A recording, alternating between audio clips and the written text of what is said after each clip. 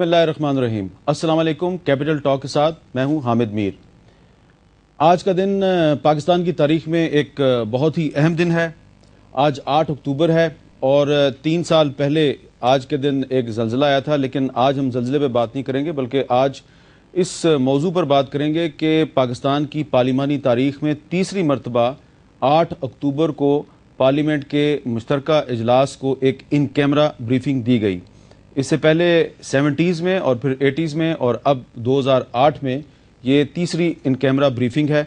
इस in camera briefing की क्या ज़रूरत थी, इसकी क्या अहमियत है, और एक और सवाल बहुत अहम है कि सिक्योरिटी की सिचुएशन पर इन कैमरा ब्रीफिंग हो रही है, लेकिन क्या वजह है कि पार्लियामेंट के जो इर्द गिर्द का इलाका है वहाँ पर सिक्योरिटी बहुत टाइट है, बल्कि कर्फ्यू की सूरत हाल नज़र आ रही है और इस्लामाबाद शहर में मजमूई तौर पर खौफ का माहौल नज़र आ रहा है। और अगर ये खौफ का माहौल बरकरार रहा तो ये जो खौफ की नफ्सियात है इसके हमें बेहतर नताइज हासिल होंगे या मनफी नताइज हासिल होंगे। पाकिस्तान खौफ के इस माहौल में आगे जाएगा या पीछे जाएगा, हमें क्या करना चाहिए, इस पर आज हम अपने तज्जिया निगारों के साथ बात करेंगे। माहिरीन के साथ हमारे साथ मौजूद हैं जनाब इरफान सिद्दीकी साहब, किसी तारुफ के मोहताज नहीं, मारूफ दानिश्वर और कॉलम नगार। जनाब हारून रशीद साहब कॉलम नगार हैं, दानिश्वर हैं।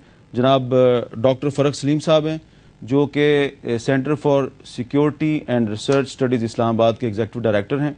और लाहौर में हमारे साथ मौजूद हैं जनाब शफकत महमूद साहब जो दी न्यूज़ के कॉलम नगार हैं। इरफान सिद्दीकी साहब, इससे पहले कि हम पार्लियामेंट की इन कैमरा ब्रीफिंग पर बात करें, ये बताएंगे ये जो पार्लियामेंट के इर्द गिर्द माहौल है और इस वक्त जिस स्टूडियो से हम अपने नाजरीन से मुखातिब हैं, यहाँ पर भी न सिर्फ इर्द गिर्द बल्कि छत पर भी सिक्योरिटी के अहलकार मौजूद हैं, तो ये जो एक माहौल है इस्लामाबाद का, क्या ये माहौल जो है ये दुनिया को ये मैसेज नहीं देगा कि इस्लामाबाद भी अब काबुल और बगदाद बन चुका है? जी हाँ, बड़ी हद तक मीर साहब आप जो बात कह रहे हैं, मैं अभी एयरपोर्ट से आ रहा हूँ और मैंने यहाँ करीब आके महसूस किया है कि बिल्कुल एक मुहासरे की कैफियत है। हमने मुशर्रफ के दौर में भी यहाँ पार्लियामेंट के इजलास होते रहे, 2002 के बाद वार ऑन टेरर लड़ी जा रही थी और उन दिनों भी बड़े मार्के हो रहे थे, लेकिन ये कैफियत नहीं देखी गई। अब अचानक जो ये जिस तरह की सिचुएशन बना दी गई है कि फौज यहाँ मौजूद है, रेंजर्स यहाँ मौजूद हैं, पुलिस यहाँ पहरा दे रही है, नाके लगे हुए हैं जगह जगह, और 2 दिन से यहाँ पे नकलो हरकत किसी परिंदे की भी मुमकिन नहीं बनाई गई। तो जो कौमी इदारा हमारी सलामती का ज़िम्मेदार है, पाकिस्तानियों को एहसास तहफ़्फ़ुज़ देने का ज़िम्मेदार है, पाकिस्तानियों को का एतमाद बहाल करने का ज़िम्मेदार है कि आओ उठो टेररिज्म के ख़िलाफ़ लड़ो, वो खुद इस तरह सुकड़ा सिमटा मैसूर होके बैठ गया है कि जैसे पता नहीं क्या होने वाला है। मेरी मालूमात ये हैं कि हमारे जो पार्लियामेंटेरियंस हैं उनको भी यहाँ से उठा के किसी एक जगह पहले पहुँचाया गया, वहाँ से फिर पता नहीं उनकी भी स्क्रीनिंग की गई होगी या नहीं की गई होगी, फिर उन्हें किसी और गाड़ी में डाल के वहाँ पहुँचाया गया। ठीक है, जो हालात हैं हमारे उनमें सिक्योरिटी ज़रूरी है, लेकिन सिक्योरिटी को एक नफ्सियाती तौर पर यह देखना चाहिए कि पूरी कौम को क्या मैसेज दे रहे हैं। बाहर वाले कह रहे हैं कि जी पाकिस्तान जो है वो बन गया है, वार जोन बन गया है। अब हम भी अगर ये मैसेज दे रहे हैं, उधर से हम इकानमी की बातें करते हैं, उधर से हम कहते हैं जी कि हमें इतने बिलियन डॉलर चाहिए, तो ये सारी चीज़ें इसके अंदर जुड़ी मिली है। हमारे अंदर वो एतमाद का फुकदान है, खौफजदगी की वो कैफियत हमारे अंदर निकल नहीं रही जो मुशर्रफ ने टीका लगा के हमारे अंदर दाखिल की थी। तो अगर पार्लियामेंटेरियन भी जो अवाम के नुमाइंदे हैं, अवाम की राय के साथ आए हैं, अवाम की क़ुव्वत के साथ आए हैं, और एक अफरीद जो उन्होंने कहा है जी कि ये हमारी वार है, कुछ लोग कहते हैं हमारी जंग है, उस जंग में लड़ने वाले सिपाही जो हैं उनका हाल ये है, तो फिर कौम के अंदर कौन सा एतमाद आप पैदा करेंगे? ये जो कैफियत है, मैं समझता हूं कि हालात ख़राब हैं और सिक्योरिटी होनी चाहिए, लेकिन सिक्योरिटी को तवाज़ुन एक और बड़ा अहम पहलू है जिसकी तरफ मैं इशारा करूंगा। अगर ये कैफियत यही रही पार्लियामेंटेरियंस की और सियासी क़यादत की, और इसी तरह डिपेंडेंस इनकी बढ़ गई सिक्योरिटी एजेंसी के ऊपर, तो मैं आपको बताऊं कि ये डिपेंडेंस दखूल करेगी सियासी अमूर के अंदर भी, और आगे जाके इन्हें बड़ी मुश्किलात। ये आपने एक बड़ी अहम बात छेड़ दिया है। हारून रशीद साहब, क्या इस राय से आप इत्तेफाक करेंगे कि बहुत ज़्यादा इन्हिसार नहीं करना चाहिए कानून नाफिज करने वाले इदारों पे? और असल मैं आपसे जानना चाहता हूँ कि आज जो ब्रीफिंग हो रही है, कैमरा ब्रीफिंग हो रही है, इस ब्रीफिंग में आपका क्या ख्याल है कि जो पिछले 7 साल की पॉलिसीज़ हैं इनका दफा किया जाएगा, या अब ये सवाल उठाया जाएगा कि ये जो पिछले 7 साल की पॉलिसी है अब इससे जान छुड़ाने की ज़रूरत है?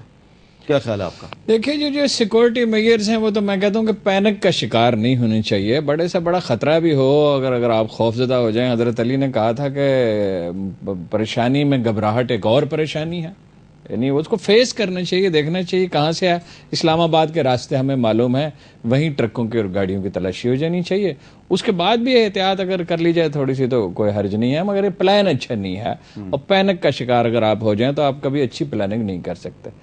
اب جو بریفنگ ہے وہ آپ نے بھی سنی ہے, ہم نے بھی سنی ہے. آپ کو پتا ہے کہ بحثیت مجموعی تو وہ اس کا دفاع کرتے ہیں, مگر ان کا نقطہ نظر فوج کا یہ ہے کہ یہ ذمہ داری ہمیں دی گئی ہے, ہم فیصلہ کرنے والے لوگ نہیں تھے اور اب بھی فیصلہ کرنے والے لوگ نہیں ہیں. ایک بات وہ یہ کہتے ہیں کہ ہم انٹرنیشنل وار آف ٹیررزم نام کی کسی چیز سے واقف نہیں ہیں. یہ جو ہمارے اوپر مسلط کر دی گئی ہے, جس صورتحال میں ہم مبتلا ہیں, اسے فیس کرنے کے لیے ہم تیار ہیں اور فیصلہ پولیٹیکل لیڈرشپ کرے. مگر بات یہ ہے کہ بات فوجی افسر صاف کرتے ہیں, کوئی میرے خیال میں الجھاؤ نہیں ہے, آپ سمجھ سکتے ہیں ان کے نقطہ نظر کو.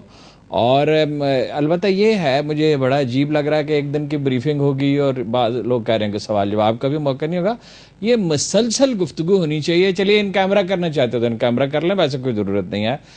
اور مسلسل اس پہ بحث ہونی چاہیے. مسلسل بحث سے, لاؤڈ تھنکنگ سے, ڈیبیٹ سے راستہ کھلتا ہے اور اس میں انشاءاللہ کوئی راستہ کھل سکتا ہے, کوئی کنسنسس ہو سکتا ہے. ڈاکٹر فاروق سلیم صاحب, آپ تو ریسرچ کرتے ہیں سیکیورٹی ایشوز پر. میں آپ سے یہ جاننا چاہوں گا کہ آپ کے خیال میں یہ جو پارلیمنٹ میں ایک بریفنگ دی جا رہی ہے, اور ظاہری بات ہے اس کے بعد ڈیبیٹ بھی ہوگی, بڑی اچھی بات ہے, ڈیبیٹ ہونی چاہیے اس مسئلے پہ. آپ کو کیا نظر آتا ہے کہ کیا ایکسپیکٹڈ رزلٹ ہو سکتا ہے, اس کا نتیجہ کیا نکلے گا اس ساری ایکسرسائز کا؟ میر صاحب, 1965 کی جنگ جو ہوئی تھی اس میں 4000 پاکستانی شہید ہوئے تھے. ابھی جو دہشت گردی کی جنگ چل رہی ہے اس میں کوئی 12000 پاکستانی اپنی جان کھو چکے. تو مقصد یہ ہے کہ یہ والی جنگ جو ہے یہ کوئی 3 گنا 1965 کی جنگ سے زیادہ سنگین ہے. اب 1965 کی جنگ میں کیا ہوا تھا کہ جو فوجی لیڈرشپ تھی وہ بھی جنگ لڑ رہی تھی, جو سویلین پاپولیشن تھی وہ بھی ان سے متفق تھے, جو سیاسی لیڈرشپ تھی وہ بھی یکجا تھے. تو اس کا نتیجہ یہ ہوا کہ ہم نے اپنا ملک بچا لیا. اب یہ 3 گنا اس سے زیادہ سنگین جنگ ہے, اور اس میں ہو رہا یہ ہے کہ اب دیکھیے کہ یہاں سے 1 کلومیٹر دور ہے ایوان صدر. اب ایوان صدر میں رہنے والے جو ہیں ان کے خیالات میں اتنا زیادہ اختلاف ہے, جو پاپولیشن ہے ان کے نیچے سول پاپولیشن ان کے خیالات میں اور ایوان صدر کے اختیار. جو جی ایچ کیو ہے وہ یہاں سے کوئی 10 کلومیٹر دور ہوگا. جو جی ایچ کیو کی ٹاپ لیڈرشپ ہے ان کے جو خیالات ہیں اس جنگ کے بارے میں, ان کے درمیان اور ان کے جو نیچے افواجی پاکستان ہے, فوجی ہیں, سپاہی ہیں, ان کے خیالات کے درمیان میں بھی بہت بڑا اختلاف. اچھا, ایک آپ میرے سے صرف چند فٹ کے فاصلے پہ ہیں, مجھے بھی تھوڑا سا اختلاف ہے. میں سوال کرنا چاہتا ہوں آپ سے. آپ نے 1965 کی جنگ کا کمپیریزن کر دیا ہے اس جنگ کے ساتھ, وار اگینسٹ ٹیرر. 1965 کی جنگ صرف 17 دن کی جنگ تھی, وہ انڈیا کے خلاف تھی. یہ جنگ پچھلے 7 سال سے جاری ہے, اس میں تو ہم اپنے لوگوں کے ساتھ لڑ رہے ہیں. تو ان دونوں جنگوں کا ہم تقابلی جائزہ لے سکتے ہیں؟ سب جو شخص آ کے میرے بچوں کے متعلق منصوبہ بناتا ہے کہ میرے بچے میریٹ میں بیٹھے افطار کر رہے ہیں اور ان کو قتل کرنے کا منصوبہ بناتا ہے, کیا وہ میرا آدمی ہے یا ہمارے ملک کا آدمی ہے؟ یہ آپ کو سوچنا ہوگا, اور اس کے بعد ہم لوگوں کو یہ ڈیسائیڈ کرنا ہوگا کہ یہ جنگ ہماری ہے. میں آپ کو 2 نمبرز دیتا ہوں, 609 اور 12000. 609 امریکن فوجی قتل ہوئے ہیں پچھلے 7 سالوں میں, اور ہمارے ہاں مرے ہیں 12000. تو آپ خود فیصلہ کیجئے کہ یہ 12,000 12,000 آپ خود فیصلہ کیجئے کہ 1200 میرے خیال ہے جی, 12,000 پاکستانی پچھلے. فوجی کی بات آپ فوجی نہیں, میں ساری پاپولیشن کو سب کی بات کر رہے ہیں. ویسے 10,000 کا فگر بھی ہے, 10 سے 12,000 کا, ٹھیک کہہ رہے ہیں. ٹھیک ہے. تو جنگ آپ فیصلہ کیجئے کہ 609 امریکن مرتے ہیں, 12,000 ہمارے مرتے ہیں, تو یہ جنگ امریکہ کی ہے یا ہماری؟ دیکھیں, تھوڑی سی اگر مجھے اجازت دیں, یہ جنگ اس طرح ماپی نہیں جائے گی 12,000 کے حوالے سے 600. جنگ کی ایک فلسفی ہوتی ہے, ایک مقصد ہوتا ہے, ایک محرک ہوتا ہے. 1965 میں 6 ستمبر کو صبح جب ہم جاگے ہیں تو ہمیں پتہ تھا کہ ہمارا دشمن کون ہے, واگا کے اس پار کون ہمیں کھڑا للکار رہا ہے. قوم کیوں فوج کے پیچھے آ کھڑی ہوئی تھی, کیوں دیگیں لے کے وہاں واگا پہ پہنچ گئی تھی.